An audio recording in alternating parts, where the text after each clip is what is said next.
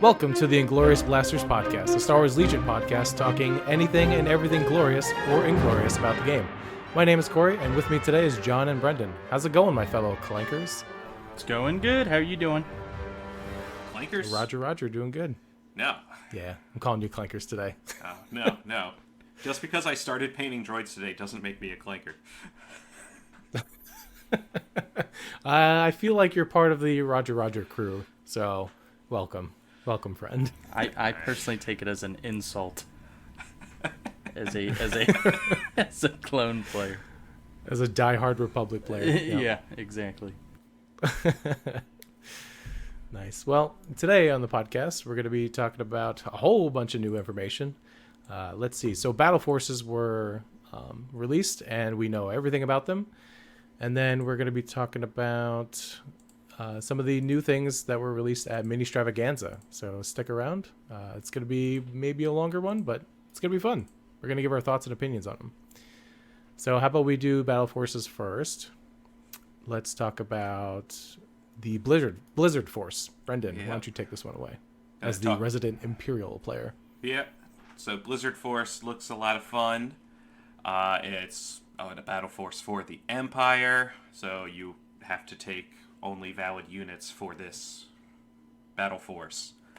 The allowed units are for Commander, Darth Vader, General Veers, and Imperial Officer.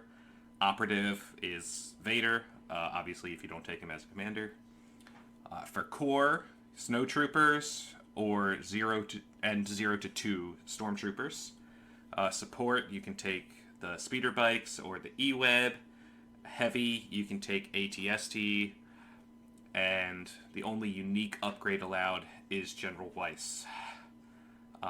For the building of an army, for Commander and Operative, each army has to have 1 to 2 Commander and Operative units, and one of them has to be a Commander. You cannot have a Field Commander in this army. For Core, you have to have 3 to 6 Core. For Support, have to have 1 to 4 Support. And Heavy, 1 to 2 Heavies. So one neat thing about the Blizzard Force is it does have a unique Stormtrooper unit.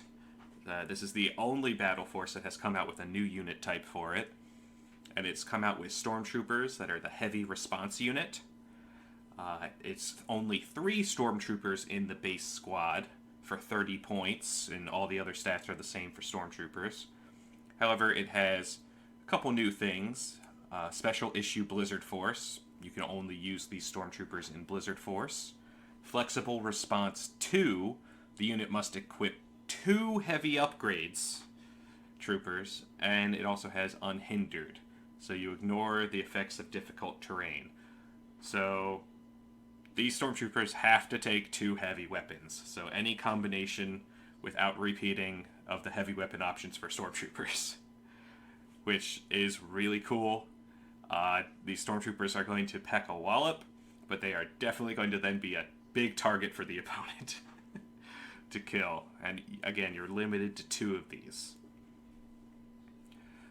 The command cards, going 1 to 3, are pretty good. I mean, I can't be upset with these cards. The 1 pip is Unrelenting Fire, which is for 2 units and Blizzard Force only. Enemy units cannot remove more than 1 suppression token during their rally step. That is great, especially after you have put out a lot of suppression. Might finally start seeing units panic again. The 2 pip, Overwhelming Barrage, also gives unit orders to 2 units, also Blizzard Force only. Once this round, at the end of the activation, a friendly commander unit, it may perform an attack using the following weapon, which is 4 to Infinite, 4 black dice, Surge to Hit, which has all the keywords, because it's Blast, Beam 1, Immune Deflect, and Suppressive.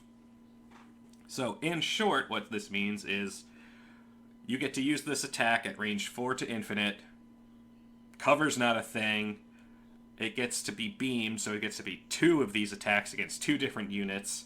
It can't be deflected back, and it gives out extra suppression because it's suppressive. An amazing card.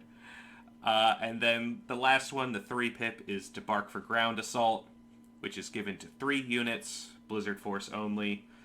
Each friendly Core Trooper unit that's issued an order from this card gains Spur, and weapons from each friendly Core Trooper unit that is issued an order using this card gains Suppressive. This is great. Makes your Snowtroopers go from speed 1 to 2, or your Stormtroopers from speed 2 to 3 for a turn. Not to mention it makes all of your weapons suppressive, so a great strategy you could do with these new Stormtroopers is you've got 2 heavy weapons and 3 normal Stormtroopers. You can split fire with 3 different guns and put 6 suppression out there, 2 to 3 different units. Blizzard Force is definitely built around giving suppression. That seems to be the whole goal of it. It's great in that regard. If there's anything I'm disappointed about with Blizzard Force right now, it's that, yes, it's very thematic, but a lot of these themed units aren't necessarily the best. Like Snowtroopers, you're limited to just the Snowtroopers personnel upgrade, and then their 2 heavy weapon options, which are the flamethrower or the ion gun that exhausts. Those heavy weapons are not the best. It's because the snows are slow, so it takes forever to get the flamethrower in range to do its magic. And the ion gun, while I've had fun with it, not amazing with its very bad dice pool of 1 black and 2 white that exhausts for ion 1 and impact 1. Again, it's very thematic. It's missing a little bit in that regard, which is why they came out with these new Stormtroopers to try and make up for that. But I hope that they do something to make this list stay more thematic and feel better, such as in one of our previous episodes we talked about some of the shortcomings of the E-Web. I'd like to see those get buffed a little bit so that you can take them in non-Blizzard Force lists and not feel bad about it. Something I've been wanting for forever is just more heavy weapon options for Snowtroopers. I love Snowtroopers. I just want more. Overall, this is great. The Battle Force looks really fun and thematic, and it'll be a lot of fun to play this at some point. All right, so final opinion, Glorious or Inglorious, Brendan? Ooh. Because of the new Stormtroopers and just how well these new command cards, go with each other. They all want to give out suppression and then make the opponent not take the suppression away. I'm going to have to go with, it's currently Glorious. Again, there's a few shortcomings in my opinion, but overall, I think it's more Glorious than it would be Inglorious because of that. Sweet. I think I would agree. I would agree also. Cool. Here's a question. I was kind of doing some list building while you were talking through it. The heavy response unit, can you use 2 of the same heavy weapon, or does it have to be different? No, it has to be heavy weapons? Two different heavy weapons because of the unit card upgrade reference in the RRG saying you can't take more than 1 of the same unit, the same upgrade card. Sorry, the upgrade card entering in the RRG. Got it. That explains why I'm not able to do it on on this list building app. Right. Now think about like anybody who's got 2, any other kind of upgrade slot. You can't take 2 of the same upgrade. So, like you can't put 2 recon intels on the same unit to get scout 2. Yeah. I was running all kinds of numbers on if you had 2 of the RT-97C and could throw 8 dice at range 4. I wish. 2 red, wish. 6 I white. wish, yeah. But, I'll take the 3 red, 3 white range 4. that's just as good. Yeah, that's pretty spicy also. Or, Yeah. I mean, Super if you excited for those. really just never want armor to be a thing in your life ever again, do the HH12 DLT. Range 4, 2 black, 3 black, 2 red, impact 4. Yeah. What? 4 crits. Here you go. Enjoy. I'm excited personally for 4 speeder bikes. Oh, yeah. Yeah, like Blizzard Force 4 speeders. Yes, please. Yeah, no, It'll just make so much make like my opponent's like life a nightmare. Yeah. And if they ever actually make the E-webs up to range 4, I would 100% do a 4 E-web list. Oh, then yeah, me too. Yep. Yeah, without a doubt. Alrighty, how about we move on to the Separatist Invasion Force? So I'll be going over that one as the resident resident droid player, I guess. Yeah. So the allowed units, you could take Count Dooku, Grievous, the T-Series tactical droid. You could take Maul, but you can't take the probe droids. Special forces, you could take Magna Guards. The core unit option is only B1s. For supports, you could take Droidicas or Staps. And then the only heavy you could take is the AAT. And the unique upgrade is the Grievous's pistol, the DT-57. So when you're building out your battle force, you must include 1 commander unit. You may include up to 1 operative. And then for special forces, you may include 1 to 2 special forces. And then for core, you need at a minimum 4, but you could take a maximum of 8 B1s. And then for support, you can include up to 3. And then for the heavy slot, you must include 1 AAT, or you can include 2. So that's interesting. You always have to bring the tank. So in my opinion, that's really, really telling about how this battle force wants to operate, which is take a bunch of B1s. If you're not taking a bunch of B1s, I think you're missing out on a lot of power that this list brings. So we can quickly go over some of the command cards. And Corey, if I can just chime in real quick. Yeah, go for it. All of the battle forces do say you cannot use the field commander keyword. Right. So, except for Republic, because they don't have a heavy. But, other than the lat. But, so just everybody's being forced to take a commander for the Separatists, even though they have the tank. That's something good to point out. So that means you do have to take the cheapest available commander, which is the T-Series tactical droid, and he's not bad by any means, but you like, if you want a cheap commander, you have to take him. Right. Yeah. Trust me, I would not if I had to. Anyway. So we can go over the 3 pips. Unstoppable Advanced. So this is 3 core units. So each friendly trooper unit that is issued an order using this card may perform a speed 1 move. So this is amazing for late game when you need to bum rush the center key position or intercept point, or maybe instead you want to use it as a late, use it late in the round to move up with your B1s to get into range 3. Oh no, it's at the beginning. Never mind. Scratch that. Droid. Either way, I think this card's insane. Any free action is a good action. So free moves, always good in a objective-based game where positioning matters.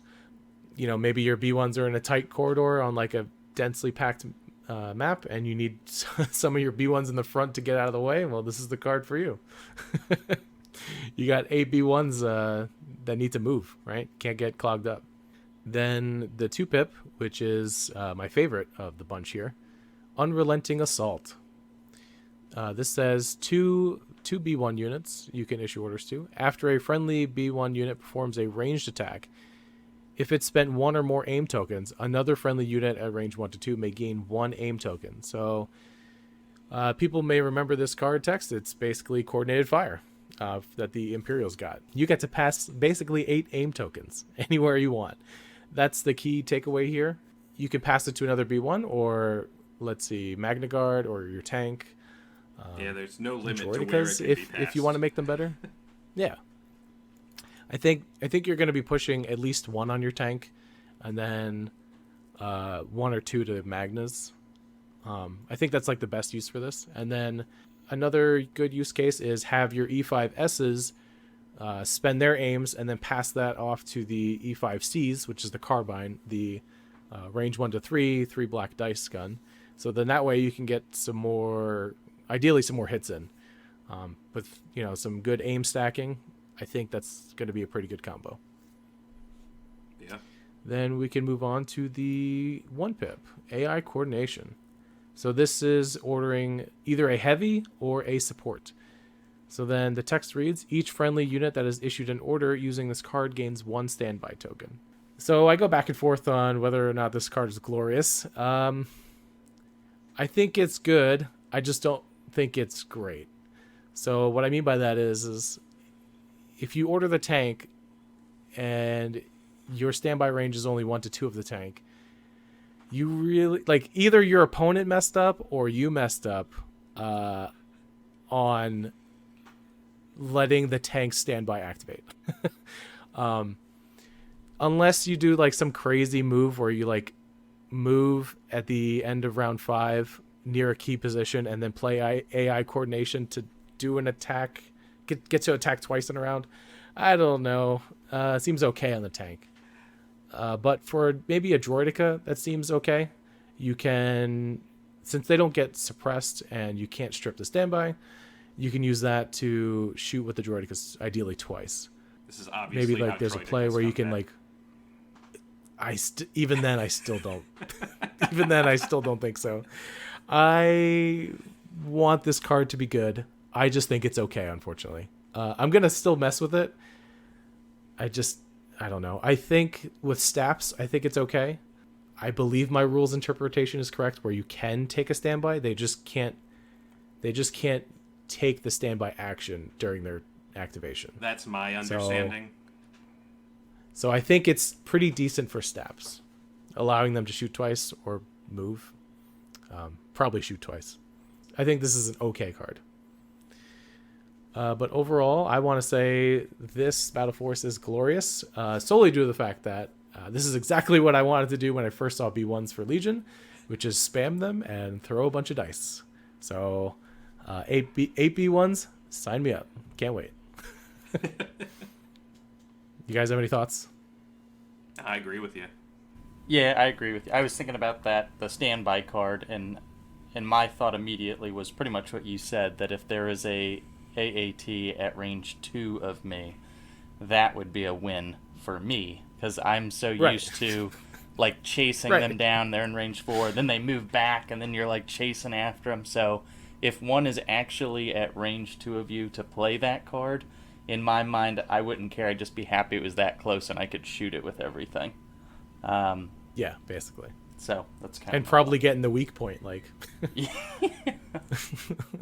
Yeah, the weak point on the AAT is fun. To go off the rails just a little bit, I did play a local one time a few months ago, and I was able to get my Vader into the weak point in melee.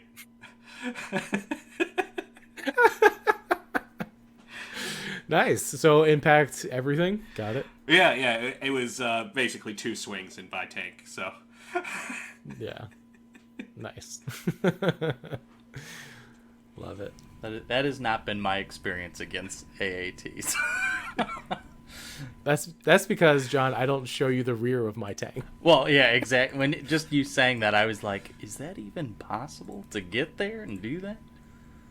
I mean, on certain deployments, yeah, but if it's short edge to short edge, good luck. Maybe a moral victory. You just charge it with one squad in hopes that one guy survives to get around back just to say that you did it before he got pasted. Yeah. Cool. John, why don't you talk to us about the 501st? Yeah, so 501st Battle Force. Units allowed. We have Anakin Skywalker, Clone Captain Rex, Clone Commander, Phase 2 Clone Troopers, ARC Troopers, ATRTs, Bark Speeders, the LAT, and I'm reading down the list here. ARC troopers listed again. I guess it's just accounting for you can take the full ARC squad or the strike team. Force org is pretty standard. Core 1 to 4, special forces 1 to 4, support 1 to 2. So you have to take an ATRT or a BARC. Commander and operative rank 1 to 2. And then heavy support rank 0 to 1. Heavy support, is that what that's actually called, or is my 40k brain? That is correct. Heavy support is like tanks or lats. Okay. Stuff like that. Yeah. You can see I play a lot of these types of units. What is this symbol? I've never seen this. Yeah, I've never seen this. So as far as unique command cards, Well, first John, one before you get is into that, yeah. if I can just chime in, just with the special forces, it does have the weird rule. You have to take a full ARC squad to get a strike team's. So you can't have 4 strike teams. You have to take a full ARC to get a strike team. Correct. So you could have 2 full arcs and then 2 strikes. Or I guess you could do Echo 3 and 5s full in arcs. the army. Yep, those are the 2 unique cards. So as far as command cards, you got lead from the front, which is, it has a 1 pip, but the card text reads, when building a command hand, treat this card as though it has 2 pips. After a friendly commander is issued an order by this card, choose 3 other friendly units within range 1 of the commander unit. Each chosen unit gains 1 aim or 1 dodge, and then you can give an order to 1 commander unit. So at first blush, I thought this one looked pretty spicy, but then once some of the clarification had been making the rounds from various forums and Discord, within, which is why I emphasized that when I was reading the card, the entire unit has to be within range 1. So if you figure, say you have Anakin or Rex, to actually be able to use this card for its full benefit and give out 3 aim tokens or 3 dodge tokens or combination, you would literally have to have a huge pile of clones, which just from a table space standpoint could be challenging in and of itself. And then, so that kind of makes it, at first I was like, I don't know if this is glorious or inglorious, but that pretty much pushed me to the inglorious side. And then it's interesting, just the way that this is, it's a 1 pip, which could essentially allow you to have 3 1 pips, but it's occupying a 2 pip slot. The 2 pips of any of these guys that you're adding, whether it be Take That Clankers or Anakin's 2 pip or Air Support, like, the 2 pip slot is so competitive, especially with the options that you have in the 501st Battle Force. It makes it a little bit. There's really no. I mean, I wouldn't take that card personally. Next one, we got Tactical Planning. It's a 2 pip. You can issue 2 orders to support or special forces units. Card text is, after a friendly support or special forces unit performs an attack against a unit that has a face-up order token, shuffle that token back into its order pool. So this one's pretty cool. Not that I use a lot of ATRTs, but if you had an ATRT with the laser cannon, you could pick off some units at range 4. More likely, you're going to be using your ARC troopers to snipe off face-up order tokens from the DC-15. So I think this one's glorious. What do you guys think? I gotta say, that card is great because there's also not the caveat that it has to be an ordered unit. Just any of the units of those ranks can make tokens go back to the bag. Yeah. Oh, that's a lot better than I thought it was. Yeah. Okay, yeah, I think that's pretty good. So if you're running the full or the 4 arcs, so what I was going to say is the full allotment of arcs between the 2 full 2 strike, you can just be putting tokens back into the bag. Yeah, left and I right, mean, which it's is nice. basically the same thing as Pinned Down for the Empire, except that you have a whole nother rank of units that can also use the card. Yep. Yep. And being able to do it at range 4 or 5 is, Huge. It's pretty, huge. And then the final one, the 3-pip, Leaders of the 501st. This is a permanent effect. You can issue 3 orders to special forces or core units. Friendly units at range to 2 of a friendly Anakin Skywalker and/or friendly clone Captain Rex, although it says Commander Rex, gain Indomitable. So that is awesome. One of my favorite things about playing Wookiees is Indomitable, and just the fact that they're pretty much never suppressed or losing action. So to provide that benefit to pretty much your whole army as long as you stay in your kind of clone ball, pretty awesome, for sure. So that one is glorious. Yeah, giving Anakin a 4th permanent card, basically. Yeah, it's tough. So the battle cards, when you look at them individually, maybe not the 1-pip, but the 2 and 3, they do seem really cool. But when you start actually building list and processing through some of the combos that you're going to be looking to do, there's little to no synergy that you can really put together that is at least that attractive from a clone player standpoint, or at least from my standpoint. And then just the units that are allowed. One, it's difficult to really get to 9 activations. You feel almost stricken to 8 when you start looking at the options that you have. I mean, it's almost like when I first saw, and you guys know, I was psyched to hear about this Battle Force. Like, I was like, I'm playing Wookiees till the 501st comes out, and then I'm going back to, some variation of, playing Rexstar, Arcstar, something like that, thinking they were about to get this substantial buff, but there's been obviously no points changes and no errata. So basically I looked at it and I'm like, wait a second, this is a list of all the units that I don't want to use, and I'm only allowed to use the units that I don't want to use. And these command cards, like, when am I going to use these? I mean, so it was honestly, it's probably one of the biggest disappointments in my Legion career. Waiting for this battle formation, and this is what we got. That's the greatest tagline. A list of units that I don't want to use, the Battle Force. Well, if I could give the one silver lining of this Battle Force, then it is the 3-pip, because it's a permanent effect, and it includes Anakin. Anakin would be indomitable. So suppression is no longer really a thing for Anakin, because he's rolling reds to get rid of it. So his flaw card becomes a lot less scary. Yeah, it's true, for sure. Actually, I wanna say this is hot garbage. This card is, in my opinion, useless. If you think you're gonna be playing it with Anakin, think again. You have 3 command cards to get through from Anakin alone. True. Do you really think you're gonna get through a 4th? It's pretty restrictive.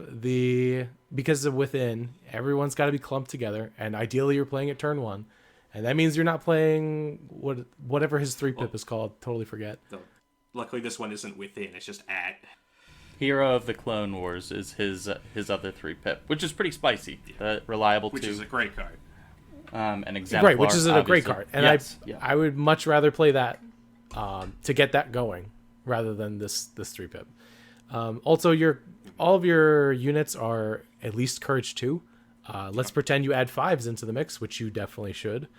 Now, one of them is Courage 3. So, I don't think this is going to be that great. Just to give some, opposite opinions, I'm not sold on this. Someone else might prove me wrong, but I don't think it's good. I think it's trash. No one will prove you wrong. Yeah, as John said, all the units are just too expensive right now for this to be good. And I'm sure this list is fun, but good. I think this is kitchen table awesome. Like, hey, I'm gonna play 5 first, and then you're gonna play like Separatist Invasion Force, and we're gonna like have fun, right? This is great, like thematic level. After that, no, throw it in the garbage. Yeah. Hopefully, the next points update, the clones see a little bit of love, so this becomes more viable. I hope so. That'll be the real Christmas present. An errata for Gar. I mean, if the arcs, I'm kind of trying to think through like what would need to change to make this viable, because it is essentially like Points. running Rexstar for the points, and like just thinking back to Rexstar, I mean it was phase 2 arcs and Rex, which that's what we see here, but all the nerfs to the token sharing, all the points increases, the loss of critical on the arcs. So there, I mean, it's really It's just literally nerf after nerf after nerf. here's all the crappy units. I You have think- to only use them. It's I think all of the It's units if you wanna in play this with the Battle Force handicap. are, all these units are good in a vacuum. It's together they have trouble because of points right now. I think really all Yep. they need is a points adjustment. I agree. I shouldn't say they're all bad. The Clone Commander is good. I use one of those every time. Oh yeah, he's great, and that unit is dumb. And I think most people, I personally do not like Barks just because of compulsory. I don't like any of the like speeder bikes, airspeed. I don't like anything where I'm forced to kind of push forward. But I mean, I think people obviously like Barks. People like Anakin. He's obviously seeing play. It's just this low activation, no combos. So I think we've beat it enough. Inglorious. You heard it here first. Inglorious. Probably not. All right, how about? All right, go ahead, Brendan. No, so the last Battle Force will tag team a little bit. It's the Echo Base Defenders. This is probably the one that has been talked about the most by people because of some of the ridiculousness that could ensue. So this one's obviously themed for the Rebels, for the Battle of Endor, the Battle of Hoth. I can't talk anymore. Again, no field commander. Keyword is allowed. Commanders available are Leia, Luke, Han, and the Rebel Officer. Operatives are Chewbacca and R2, and you can add C-3PO. Core are the Rebel Veterans and the Mark II Medium Blaster. Support are the FD Laser Cannon and Tauntauns, and the Heavy is T-47 Airspeeder, with the only unique upgrade allowed being Wedge. For the rank requirements, every army has to include 1 to 4 commander and operative units, and at least one of them has to be a commander. Core is 3 to 6. Support must include 1 to 4 support units. And heavy, each army may include up to 2 heavy units. So the bare minimum you have to bring is 1 commander, 3 core, and a support. Very, very Hoth themed. Again, we've got the Rebel Veterans, the Laser Cannon, Tauntauns, and Airspeeders, and all the heroes that were there. So, looking at the command cards, I'm going to save the... I'll do 1, 2, 3, because 3 is the one everybody's going to want to talk about. So the 1 pip is Delaying Tactics. It's an order to 1 unit. At the end of the command phase, your opponent must choose one of their non-commander units that has a face-up order token, if able, and return it to their order pool. This is one I think is an okay card. It's great if you're up against somebody who's always putting an order on a operative, because you can make them return the operative order, but it doesn't work against commanders. Real quick, I think that card is going to be good against the new bounty wave, right? Like, bounty hunters are probably going to be everywhere, so I think that card's going to be good against them. Anyways, sorry. Oh yeah, Agreed. It's great against them and anybody who likes to play Maul or Op Vader. Sabine, Yep, absolutely. an explosions Sabine, turn, that might be, yeah. She laughs first. She's stuck out there in the open, thinking she's about to chuck some bombs at you, and then next thing you know, she's tossing her order back in the bag. Yep. Or Op Luke not getting orders. I mean, it's a great card because other cards like this has always said no commanders and operatives. This is the first one that allows you to do that to an operative. So. Yep. I think it's going to be pretty good. Yeah, good card. The 2-pip, Courage of the Rebellion, goes to 2 units. Each friendly trooper unit that is issued orders using this card may recover. I think this one's kind of eh. They don't really have any like exhausting weapons or anything. So really this is either getting back expendable other upgrades, like maybe offensive push, or maybe you use it to get rid of some suppression. I think one of them is going on Commander Luke. Yeah. If you're running Commander Luke, then you get your force push back. So it's pretty good. Yeah, definitely not bad in that use. And then the 3-pip, the much talked about 3-pip, hold at any cost. You can give 3 core troopers or units orders. Each friendly core trooper unit gains an aim token, so that's including ones that don't get orders. And each friendly emplacement trooper unit gains a standby token. So, if you decide to do 3 veterans with 3 Mark IIs and 4 FD cannons, you are putting out 6 aims on your core troopers and then 7 standbys. Pretty gross. So, I don't know. How do I want to go about this? Do you guys want to tell positive opinions about it first? Because I actually have slightly negative opinions. Honestly, the one thing that I first thought when I saw this was this will be a true test of how quickly AMG responds to OP broken cards.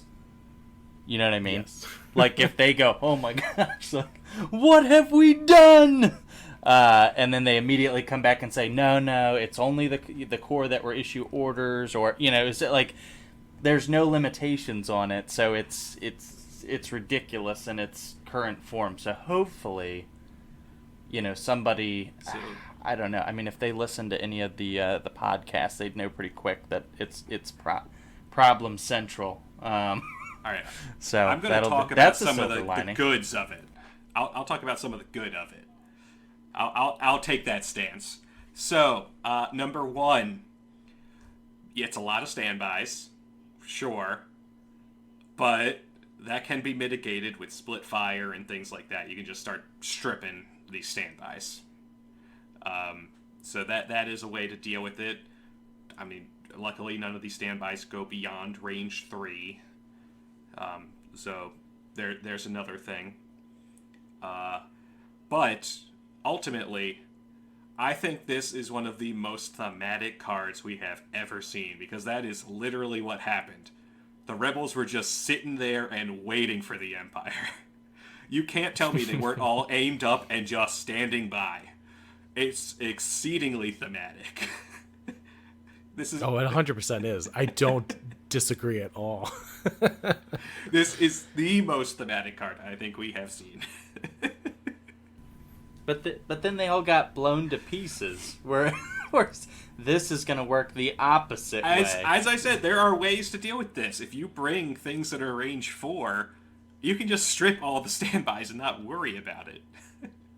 Yes. So I'm with Brendan on this. So I'm pretty skeptical of how good this card actually is. So I got a couple points that I wrote down earlier.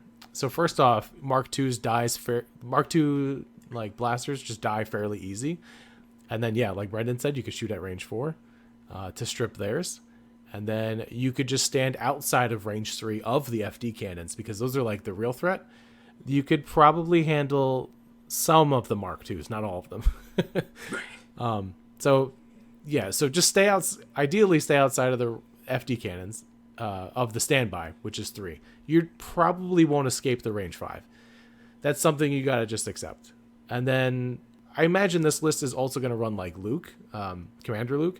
So you also kind of have to avoid him to get into like when he wants to like maybe burst of speed and push you into the standbys. So like there's a couple of things to be like wary of, and you'll probably see it coming. I think this is going to be a list where one person will do extremely well with it, and I think everyone else will try, and then they will fail. That is my hot take, I think. I think that this is a card that if you plan on making sure you have 7 standbys, it's a trap. Yes. Because then you're committing to having 3 units that don't move so fast and 4 units that don't move at all. So, Yep. People can work around that to a degree. I think where this card becomes scary, real scary, is when you get to that point where you've got just the 3 Mark IIs, maybe 1 FD, but then the rest of your support are Tauntauns. So you have to then choose, if you're already in that range 3 bubble, do I deal with these standbys, or do I shoot these Tauntauns that are going to be running down my neck? Right. I think Brendan's got the right idea. I think you need a mix of like FDs and Tauntauns. I think 7 standbys is not going to work. We'll see. Time will tell. Someone prove me wrong. That's fine. I would love to be proven wrong, but like right. Ultimately, what do we think about this Battle Force, though? Glorious or Inglorious? John, how about you go first? I feel like at first you think it's glory. I don't know. I could kind of go either way on this one. I'm kind of with you guys though about you could just completely destroy someone with that card, but at the same time, if you go to a competitive event, over the course of 4, 5, 6 games, you will eventually end up in a terrible situation where now you have 4 immobile units that can't actually shoot anything because the table is extra dense. So I think that's kind of there's so many, like, it seems crazy good at first, but could you take it to a Friday night game night and just completely table someone? Sure. But could you go to a competitive event where now people are, it's obviously on their radar and there's some counterplay to it? You're eventually going to run into a table where you're kind of screwed from the start. Just by the fact that you have 4 immobile units. Right. I think this list, if you're playing it for the 4 FDs, for the 7 standbys, you need to bid like hard. I would not be surprised if someone bid 20 points. Yeah, that's how, for sure. That's how important it is. Yeah, but ultimately, thinking about the Battle Force as a whole, it doesn't have to be 4 FDs, Glorious or Inglorious as a whole. John, gut decision, go. I'm going to say Glorious. I'm just also going to jump in and say Glorious as well, solely due to the fact that you could take 4 Tauntauns. What's better than 3? 4. I think that's going to be scary. I think people are talking about the wrong thing, which is they should be scared of 4 Tauntauns, not 4 FDs. That's my opinion. Agreed. I'm also going to say this is Glorious because, I think of all the lists, this is the most thematic of all of the lists. They didn't have to come up with anything new. Aside from the heroes, everybody's already got sculpts that fits for this this theme. So it's on the theme alone, it's Glorious, but also the list building possibilities are Glorious as well. Nice. Excellent. Well, those are the Battle Forces, everyone. I think it's a great start, and I'm excited to see what AMG does. I'm excited to see how they update, errata it, add new units, stuff like that. Should be fun. I'm excited. I'm excited to play a bunch of these, except for the Republic one. So, just throwing that out there. So let's go over AMG's Ministravaganza that just happened this past weekend. They released a bunch of new info for the upcoming waves. We could start to go over some of the cards we know and get super hype. Brendan, would you like to talk about Din Djarin, the Mandalorian? I certainly will, and just to reiterate what Corey just said, we're just going to go over the actual cards that we saw. We know that other things were discussed in the various streams. Some cards were read verbatim. But for now, we're just going to focus on things we have pictures for. So we don't get anything wrong. So, Din Djarin, the Mandalorian. He is a mercenary that can go in the Empire and the Rebellion as an operative. 105 points with 2 training slots, a comm slot, 2 gear slots, and an armament slot. He's a trooper unit with 5 health and 3 courage with red defense dice. He surges to crit, and he surges to defense as well. He's speed 2. For his keywords, he has Arsenal 2, Bounty, Impervious, Independent, Aim 1, and Dodge 1, and he's also got Tactical 1. And for his built-in weapons, he's got his melee for Vibro Knife, which is 2 black and lethal 1. And for range, he's got his pistol, which is range 1 to 2, 2 red and a black, which is lethal 1, long shot 1, and versatile. Overall, without any upgrades, he looks really good for a close range unit. Yeah, I'm pretty excited. He looks really good. Reminds me of Cassian. Yeah. More mobile Cassian. Yeah, as long as you're not giving him orders, he could technically have 2 aims before every attack by independent and tactical 1 if he's moved. So with his pistol, he'd have the 2 aims to get the pierce from lethal and make his pistol go to range 3 with long shot, which is really good. They did say he was designed to be more of a brawler melee piece, and with the 1 weapon upgrade they shared, which is his Amban rifle, you can start seeing that because it is melee and it's 3 more black dice. With that is immobilized 2 and suppressive. So in melee, he's now up to 5 black dice, surge to crit. That is immobilized 2 and suppressive, and lethal 1, which is pretty nutty. That's a gross melee pool. Yeah, and then you have the option to either just use his vibro knife or just use his rifle and still shoot out of the combat with his pistol because it's got versatile. So, because why not? Because he likes being there. His rifle also has something we've never seen before, which is kind of weird but thematic. So if you've seen the show, and spoiler warning if you haven't, this rifle, we see him shoot one-shot people and disintegrate them. So this text for the rifle requires you to take both of his actions to do this. So if you're intending to use it this way, you're not doing anything else. This is the one thing you're doing. So 2 actions. If you are not engaged, perform a speed 1 move, then choose an enemy unit in line of sight. Roll 1 red attack die. If the result is a hit or a crit, the chosen unit suffers 1 wound and gains 1 suppression. So this is the first time we are seeing 2 different aspects here, besides the fact that you have to use both your actions. 1, it says as long as it's in line of sight, so you can actually shoot things that are in melee. And 2, it takes a wound. It doesn't get to roll defense. It takes 1 wound, period. Yep, this is interesting. It could be very scary. I think Jedi are probably gonna hide from this rifle. Hide even harder. Yeah, exactly. They're not even safe in melee. So, yeah. I mean, like, it's just scary. You can't deflect it because you don't even get to roll defense. It's a scary ability. The best it's like part, a 75% chance, but still.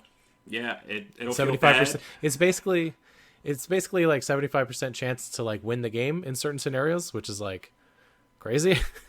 Yeah, and it has no range limit. It's literally just line of sight. So it's really good. But it's going to be feeling real bad if you get that blank on the red or the surge on the red, because it doesn't surge. But it's really cool. I can see a scenario where you just terrain scope a unit leader for like recover the supplies on one of their safe boxes, and you go, nope, he's dead, and then he just has to drop the box. Yep. They feel super bad.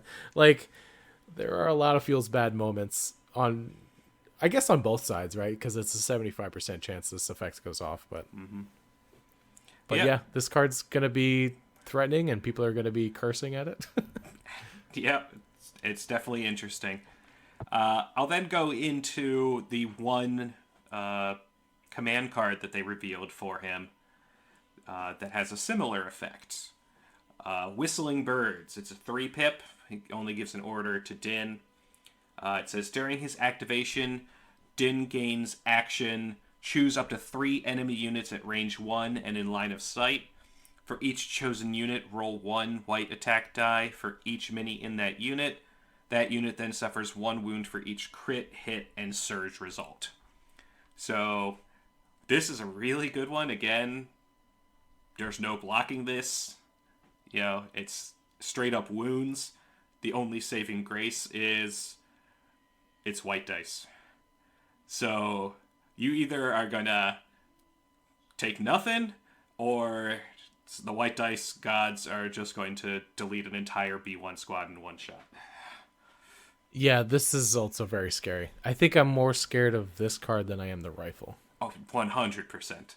The only saving grace is this is the card you use to wipe out core and just squads of things, rather than use on heroes.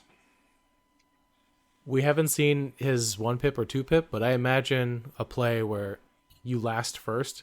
So, whatever, the turn before you get into melee, then you play this 3-pip, you do his Whistling Birds action, and then I believe you could still attack, right? This is not an attack action? Correct, it's not an attack action. Yeah, so yeah, you're throwing even more dice at the thing you're in melee with. Like, oh boy.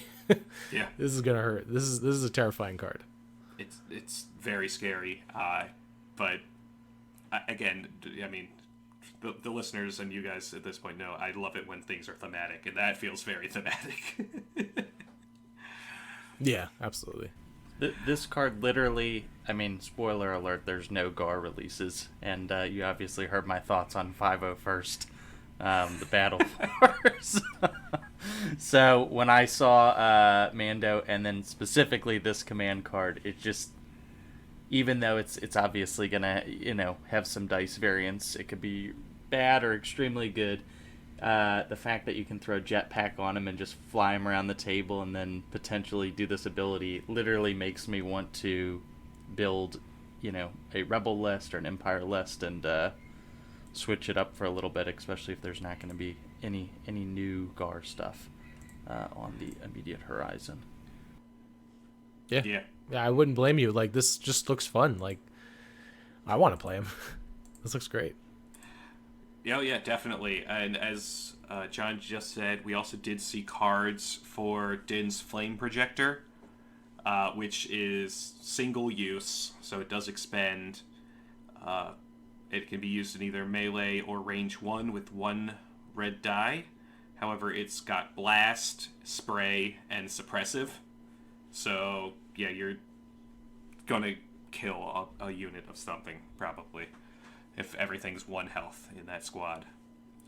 And we also saw, and that is an 8-point upgrade. The rifle we were talking about was a 10-point upgrade. And then Mando also can get his jetpack, which is 15 points. And it increases his maximum speed by 1, so he goes from speed 2 to speed 3. And he also gets jump 2, so he's just as fast as all the other Mandalorians. So, for as good as Din is looking with what we're seeing, he's gonna get expensive if you start giving him all his fun toys. Because he's 105 base. If you want him to have his jetpack, he's then already up to 120. The rifle, he's now at 130. The flame projector, he's now at 138. I mean, he's gonna get a little pricey with all of his toys. it seems fairly justified though. Oh, definitely. So, like, what is it? Jump 2, speed 3, whistling birds. I'm terrified. Yes. Yeah. I feel like So the it seems jetpacks justified. auto-include almost. Yeah, For me, I guess. If you intend to run him as the way he was designed for melee, I think you're always bringing the jetpack because you're going to get him in closer faster. So I know we said we were only going to talk about cards, but I do want to just bring up one more thing about him. He was designed to be like Season 1, some of Season 2 Mando. So on the box, they say he's got his Beskar spear, but he does not have the Darksaber.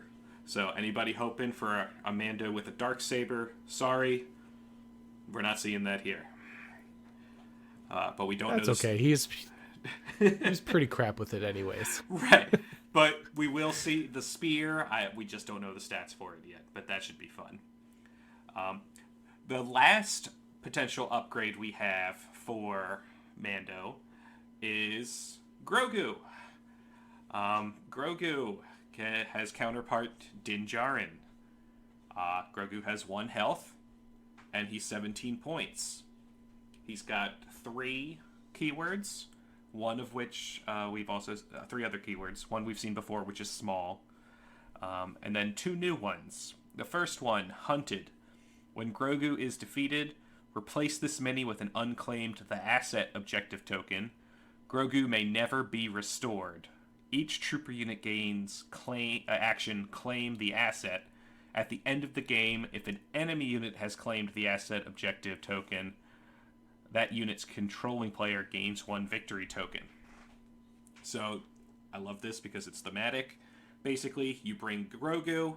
If Grogu dies, and your opponent claims the Grogu token, they get a victory point. So this is finally a kind of a risk for bringing something. which is kind of fun. And then so far what I've said is Grogu gives 1 more health to Mando. Why would you want to bring Grogu if it gives the opponent a chance for a victory point? Well, that would be because Grogu has latent power. At the end of your activation, you may gain 1 suppression token to roll 1 red defense die. On a surge result, choose an enemy unit at range 1 of this mini. That unit gains 2 suppression and 2 immobilize tokens. On a blank result, remove a wound or a poison token from a friendly non-droid trooper unit at range 1 of this mini. So, on a 1 out of 6 chance, Grogu is given out 2 suppression and 2 immobilize tokens to enemy units at range 1. And on a 2 out of 6, there's 1/3 chance, Grogu is either getting rid of poison or wound tokens on a nearby unit. So Grogu could literally be just healing Din every turn if you are good at rolling blanks on your red dice like I am. Grogu is an interesting character. I'm still not sure where I fall in regards to like if he's glorious or not. I think I side with like Inglorious. I don't think he's that good. He seems fun. I think you bring him for fun. I don't know Yes, if you bring him to I be agree. competitive. No. For sure. Yeah, I mean, the way that I want to So, play Din is obviously You know, flying who in knows? there Maybe there's something we're missing about him, but I mean, should be fun either way. Adds a whole new mini game to the game. Yeah, I think this is, like you said, going to be fun thematics. Like, people that want to see Grogu on the table, they want to see the baby Yoda. Give me the baby. I want to there you see go. the baby. Here's the card. Here's the card for you guys. Yeah, he looks pretty fun. I'm excited to try him. Oh yeah, definitely. So, yeah, that covers all of the cards we saw related to Mando and Grogu. So up next, we got to see a little bit about the IG droids, IG-88 and IG-11. John, you want to take this one? Yeah, so we'll do the Empire one first, IG-88. He is 110 points. He is an operative. 5 health, 2 courage, surge, crit. As far as keywords go, he's got armor 1, arsenal 2, bounty, impervious, and sharpshooter 1. In melee, he's got IG-88's Vibro Cleaver, which is a rainbow with Pierce 1. And then he's got 2 ranged weapons, a modified E11 Blaster, which is 1 black, 2 white, Pierce 1, versatile, and then a modified DLT 20A rifle, 2 black, 1 white. And as far as upgrades, he's got a training, a comms, and a gear slot. So pretty spicy. I mean, I'm very attracted by this this dice pool here of the triple black, triple white, Pierce 1. Yeah, I'm excited for the Arsenal 2. Arsenal 2 at range 1 to 3, combined with like the modified E11 and the modified DLT. It's gonna be sick. It's gonna be good. Yeah, surge, crit, sharpshooter. It's got it's got some potential. Absolutely. Yeah, IG-88 looks really fun. And then IG-11 can be taken in both Empire and Rebel. He is also an operative, 105 points. Armor 1, Gunslinger, Impervious, Program, Sharpshooter 1, 5 health, 2 courage, surge, hit. In melee, he throws 4 red with Overpower, and then 2 ranged weapons, modified E11 Blaster, 1 black, 2 white, Pierce 1, and then the modified DLT 20A rifle, 2 black, 1 white. This is super I love the Gunslinger is the nice addition here. Being able to throw out the 1 black, 2 white with the Pierce, Sharpshooter 1 and Gunslinger, that makes him kind of a menace at range 3. Yeah, definitely. Yeah, absolutely. He's also a range 4 gunslinger.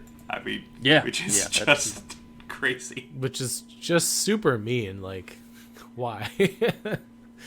That's terrifying.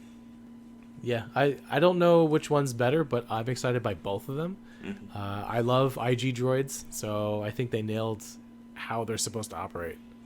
Yeah, definitely. I mean, if you're an Empire player, you can run both, which is a lot of fun. So I'm probably going to try and figure out a double IG list, just because. I mean, pick your poison. Arsenal 2 or Gunslinger. Both are great for their own reasons. So they'll be fun. Yeah, absolutely. We also had one. Were you going to say something, Corey? No, I just noticed this. Sorry. IG-88 has bounty. IG-11 does not. Right. Yeah. That's interesting. Never mind. 88's better. I'm thinking, because John's about to talk about the one programming we saw, I'm thinking the programming we didn't see has the bounty keyword on it. Oh, good call. Oh yeah, that's possible. The one It's that just a Go ahead, theory, John. though. Yeah, Just a theory. the one that we did see is IG-11 only, Rebel only, and it is nanny programming. While building an army, Grogu gains counterpart IG-11, and IG-11 gains AI dodge move, and this is 0 points. Yeah. I like that it's 0 points. Not sure that I'll take it though. Well, you have to take a programming, so depending on what the other one is, maybe this is the one you take. But I think it helps to reinforce that the IG-88 is better than IG-11 because you don't have to take the programming. Yes. Very true. I think the game changer will be once we know what the other programming is, then you can kind of really say, like if it adds bounty, like you had mentioned, Brendan, I could kind of be swayed either way. But yeah, in its current state, I think this would push me more over to IG-88 for sure. Yeah, like my complete guess is the other one is Hunter programming. IG-11 gains bounty, and IG-11 has AI aim move, something like that. Right, and probably costs like 5 points. Yeah. Yeah. Cool. Or it's also 0, Makes sense and to you me. just have the AI tax. I But think, I don't know. I guess my thought process is I'm not a game developer, but if you add bounty, I feel like you should go up in points. probably because the nanny programming adds counterpart to Grogu, but you don't have to take Grogu. So that's, I guess, why it's free. But Looking forward to mowing down some people with some robots. oh yeah, They're droid troopers, so that's a good keyword. suppression Ignore don't that matter. suppression, boys. I know. Alrighty, let's talk about the man, the myth, the old Boba Fett. This is old man, dad bod wise. Boba. Old I can and relate to wise. that body, so we're good. Ooh. Oh no, we're not going to get into that. We're just going to get into Boba Fett. This is So this is a brand new Boba Fett card, only for Rebels. For That'll Rebels. make John feel bad. Yeah, I was gonna say, what kind of sick joke? I actually looked at it real close for a second, like, what? But no, it was in fact a just salt into an open wound. Yes, indeed. Alrighty, so Rebel Boba Fett, what he can do is he is 120 points. He has 5 health, 3 courage. He throws a red defense die. He surges to crit for attacking and surges to block for defense. He's also speed 2. He has jump 1, arsenal 2, impervious, independent standby. That's super gross. Yeah. And then on top of that, he's got sentinel. Yeah. Wow. wow. He's got sharpshooter 1 and tactical 1. And then he's got 2 weapon profiles. One of them's the melee profile. I'm going to pretend to pronounce this correctly. Gaddafi stick. Yep. It is a melee weapon. Red, black. Then Fett's EE3 carbine. Range 1 to 3. 3 black dice. Pierce 1. He's got 2 training slots, 2 gear slots. This old man is equipped to do a bunch of work. I'm super excited for independent standby. I thought Din Djarin would be like more melee focused, but my goodness, Boba Fett looks to be crazy in melee. You just get him in there, grab that standby, just don't issue him an order, and then go to town. Oh yeah, he's gonna be nuts. Gonna be a lot of fun. One thing I do want to point out on his card, it says he's got Arsenal 2, but we only see 1 ranged weapon and 1 melee weapon. They did announce that he will be getting some weapon upgrades that he can take, which is why he has the Arsenal 2. Very true. Yep, I'm looking forward to what his other weapon might be. It's probably a rocket, maybe something else. Oh, also a quick side note. Before we go over the command cards, each Boba Fett, I guess I should say either Boba Fett, the Imperial one or the Rebel one, can take all 6 Boba Fett command cards. They also said these new That weapon really upgrades. helps him out.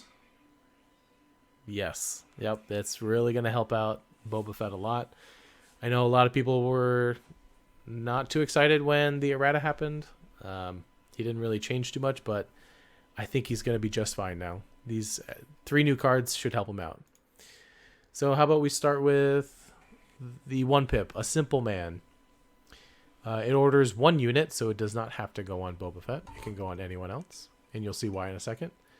If Boba Fett is not issued an order with this card, Boba Fett gains Marksman this round. He gains an aim token and increases the range of his ranged weapons by 1 to a maximum of 5. If Boba Fett is issued an order with this card at the start of the activation phase, a unit at range 1 of Boba Fett may perform a speed 1 move. So yeah, that kind of hints at another ranged weapon. Ideally, it'll probably be a range 4 weapon. Yeah. So that's exciting. The speed 1 move is also no joke on that card. It could be because if he can use the original Boba Fett cards, the jetpack rocket is range 4, right? It's a card though, so you can't. I would love to combine cards. Oh, that's right. Yeah. Yep, you're right. Because you couldn't combo it. Obviously, if you're playing this card, you're obviously not playing that card. Disregard. It's past my bedtime. That's okay. That's okay. All right, his 2-pip making his way in the galaxy. Boba Fett, he's going to issue an order to himself. Boba Fett may not perform any attack actions during his activation. At the end of his activation, Boba Fett may perform an attack with only the following weapon against each enemy unit at range 1 and in line of sight. It is a weapon profile that can be used in melee or range 1. It is 2 red, 1 black. It is blast, impact 1, and versatile. So he's got those knee rockets going on. He's got his melee stick. He's going to be slapping a bunch of people all over the place. It reminds me of Grievous's 1-pip. Mm-hmm. I think this is going to be a sweet card. Yeah, this one looks really fun because there's no blocking this. If he's in melee, he can still use it. Yep. It's so gross. Oh, man. Yeah. Yep. Good stuff. And then probably the grossest card, in my opinion, the 3-pip, Rule with Respect. This orders Boba Fett and 2 units. While Boba Fett has a face-up order token, when a friendly unit at range 1 and in line of sight of him makes a ranged attack, add 1 black die to one of that unit's attack pools. I think this is the scariest card in the game to me. I think snipers get better. Basically anything gets better. Like, imagine a Shore T-21 getting an extra black die. Seems real good. Imagine the Shore Mortars just adding a black die. Yes, yeah. Like, just... this is just... I feel like this is the scariest card. I feel like you're just going to murder your opponent even more, like, at range 4. Amen. So this is a card to look out for sure. Like, this makes me want to play Boba Fett with 6 cards and then just like an Imperial Gunline, or Rebel one for that matter, because Rebel DLT captains, they're gonna, if they want to use it at range 4, that's what is that? That's 4 dice coming at your face. Like, oh yeah. Boy. Yeah, this is real good. Real good, since it's not limited to the other units that got orders. It's just, hey, are you in range 1 in line of sight of Boba? Here's an extra die. Yeah, like this adds, if you can get it, it adds up to 9 dice. Well, I'm assuming you have 10 acts, right? Yeah. And let's pretend all of them shoot at least range 4. So that's like 9 extra dice. That's insane. Real scary card. How about we move over to the Dark Troopers and Moff Gideon? Yes! Alright, so I'm super excited for this. More excited than I've been for anything else we've talked about yet, and we know so little. So, Imperial Dark Troopers are coming for the Empire. The core unit is a droid trooper for 95 points with 3 models. Even though they're a droid trooper, they're a heavy, which I just love this. They are in the heavy slot. They have red defense dice, 2 health per model, and infinite courage. So suppression will never ever matter to these guys. Ranged attack, 1 to 3, 1 black die. In melee, they're throwing 1 red and 1 white for their crushing punch. They don't surge either way. They have the ability for a programming slot, an extra personnel, and 2 heavy weapon upgrades. And then they are fully armored, so you're going to need your impact or your crits to actually get wounds through to these guys. Brought back the term plotting, which was taken out of the RRG. Plotting just means they can't move twice on their activation. It's the easiest way to go about it. They can only move once on their activation, which kind of feels bad because they're only speed 1, so they can't double move. However, that is made up for with some of their new keywords. They have 2 new keywords. The first one being unconcerned. This unit cannot benefit from cover, and miniatures in this unit cannot be repaired or restored. So they don't get any cover at all, and when they die, they die. No bringing droids to repair droids to bring them back. And unstoppable. This keyword is bonkers. This unit is eligible to activate during the activation phase while it has one or fewer face-down order tokens. This unit may never have more than one face-up order token. When creating your order pool, add an additional order token corresponding to this unit's rank to your order pool. In short, when you're making your token pile, each Dark Trooper has 2 tokens because they get to activate twice every round. Yup, super good. Again, we haven't seen the cards for the upgrades that you can put on them, but just in a vacuum, this is a pretty scary looking unit once you know you can add the 2 heavy weapons, they're fully armored, and they get to go twice every turn. And they can never be suppressed.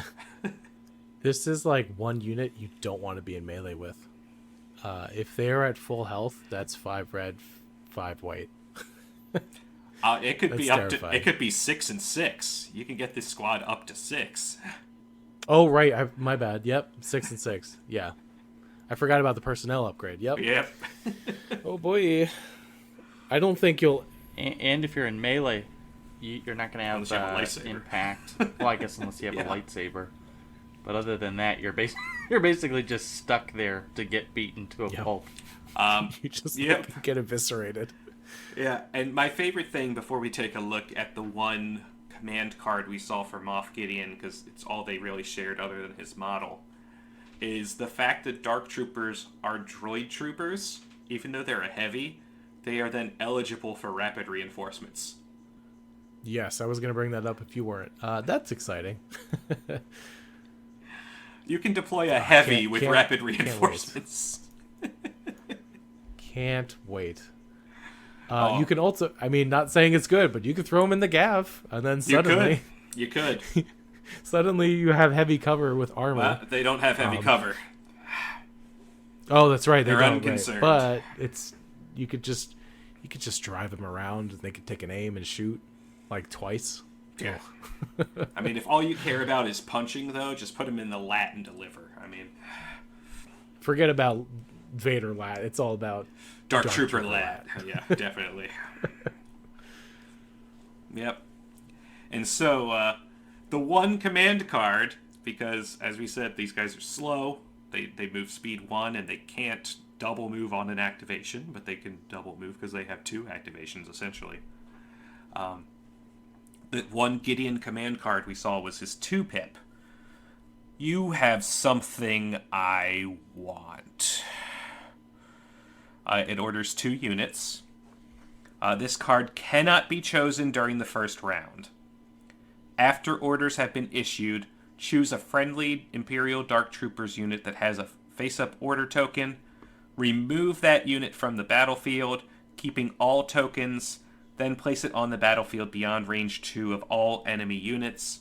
Then flip their order token face down.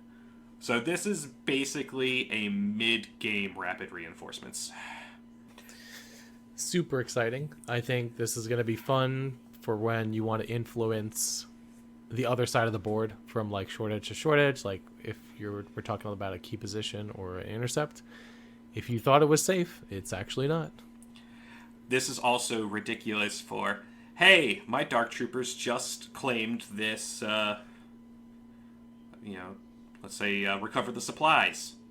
They're right in front of your army. Ha, now they're not. They're all the way back in my deployment zone. Hey, I just killed Grogu and got the token. You want to kill this unit? Nah, they're on the other side of the battlefield now. I mean, this is a way to nope that unit out of there with the objective tokens to score points. This can also then be used to immediately get the Dark Troopers behind somebody's lines if we're playing something like Breakthrough. And get them into the deployment zone, after a couple turns of people moving. So This is a crazy cool card. Yeah. I like it, but it's also terrifying. It alters so much of the way that you play a lot of those objectives where you have your naked unit or a sniper unit, and it's like, all right, like you're never going to get my home objective because I'm just going to leave this 40-point unit here for the whole game. behind line of sight, and then next thing you know, boom, they're there. They're gone, and they're not just gone by some schmo unit. It's like the tankiest unit available. So you'd almost have to then like split your forces, or you concede your. I mean, that's pretty much like a game over unless you And deal this with unit, you're using a full activation to move the Dark Troopers, but then they have a second activation.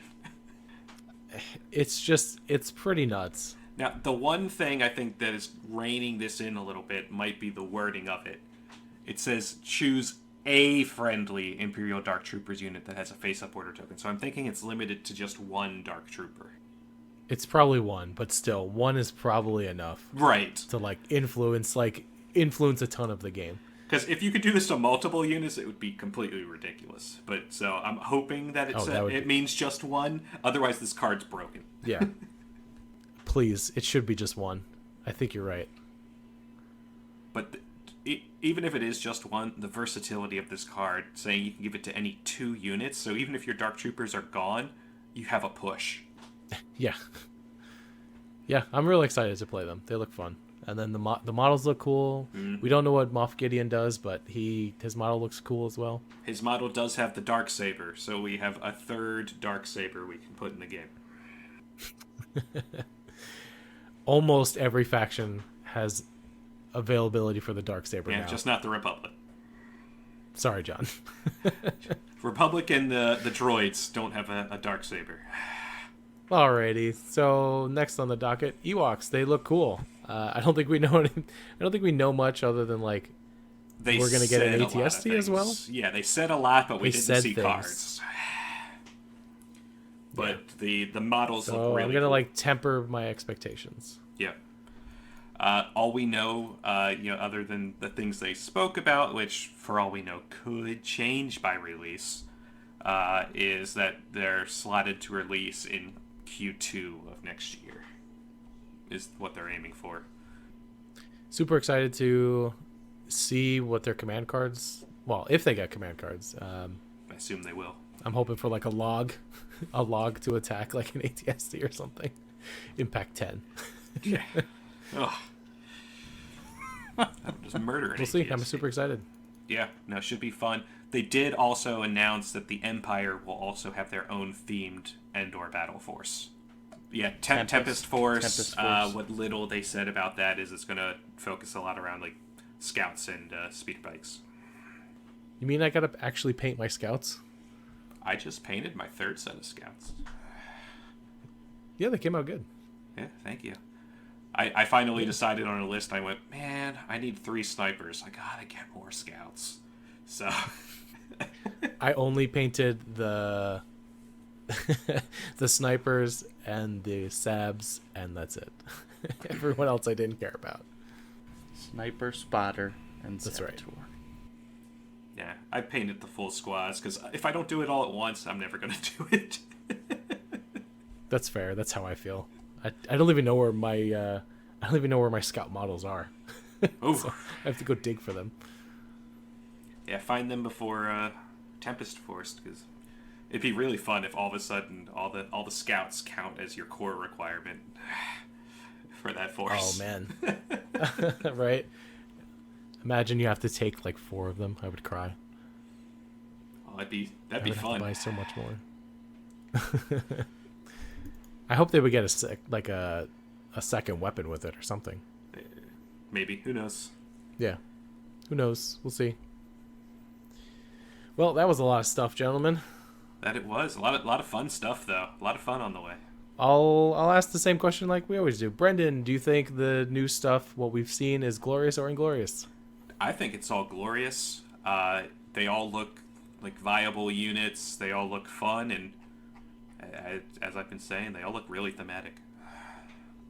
Cool. John, same question.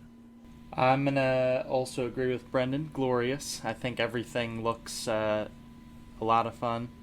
I'm psyched to play Mando. Just got to figure out if I'm gonna be a Empire Rebel convert.